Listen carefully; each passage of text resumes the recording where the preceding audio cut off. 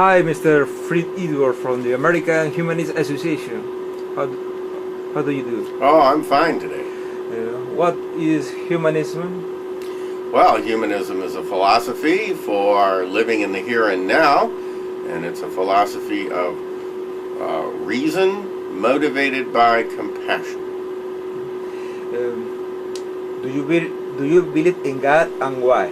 No, I do not believe in God. And the way I look at it, theism is incoherent, and so therefore I use the term agnostic to describe my position, because I don't think theism makes enough sense to warrant a denial.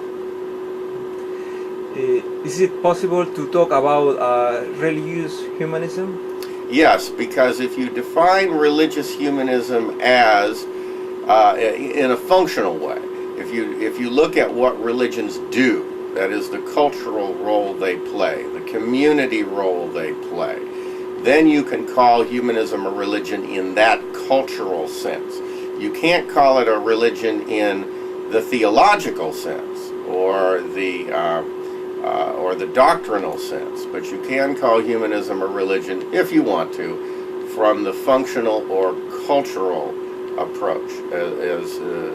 To the degree that humanism serves the same social needs as traditional religion is to the degree that humanism could be called a religion. Now, we here in the American Humanist Association just call ourselves humanists, but we accept within our ranks those who call themselves secular humanists and those who call themselves religious humanists. What's the meaning of life according to humanist point of view? Well, I don't know that there's any ultimate meaning of life, unless, if you just look at what animals do, and humans being animals, what they do, we eat, sleep, and reproduce. So I suppose that's the meaning of life, if that's what you're looking for.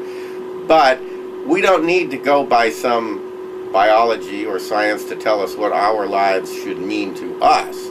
So there's no meaning of life built into the universe. I think we make our own meaning. What are the goals for this new millennium, for a humanist movement? Well, I think the goals for the new millennium are to promote democracy and freedom and human rights worldwide, and to include more people who have been excluded from positions of power and influence, and to basically democratize society so that the have-nots can become haves and the powerless can have power. Is it possible to have ethics without God? Oh, easily it's possible to have an ethics without God, in the same way that any of the other social animals have a kind of ethics without God. I mean, we are social primates, so it's no surprise that we can have ethics without God. Nobody has to tell the gorillas and the baboons how to organize their society. Nobody gave them a Bible. Nobody sends them preachers. We don't need them either.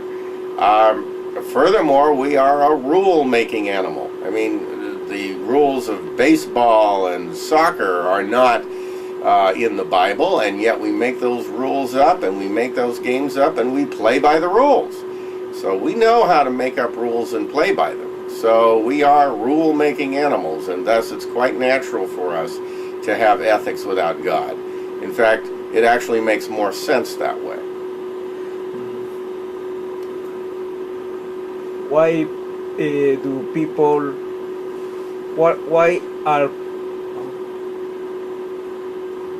do people fall easily in irrationality? Why do people fall easily into irrationality? I think that it's because we human beings are not perfect, that we have evolved, and evolution is not creation, so it isn't perfection. And so we have a lot of inclinations that may have served us at one time in our evolutionary history, but which get in the way now. For example, the fear of strangers is very natural to the human species, but it's kind of dangerous in this era of nuclear weapons and so forth, that we need to kind of get together. So the same way with some of the religious urges, that they may have had a survival value at one time, but now they're counterproductive to our survival. So in some ways, it may be natural for us to have a religious impulse, but just because something is natural doesn't necessarily mean that it's good. So what's the future of humanism? I think the future is for, is ultimately, I think, is for humanism to triumph, but it will be a slow, arduous task still, because it's going to take a long time for people to get used to the idea that they can live comfortably without certainty, and that they can live comfortably without theology. Thank you very much. You're welcome.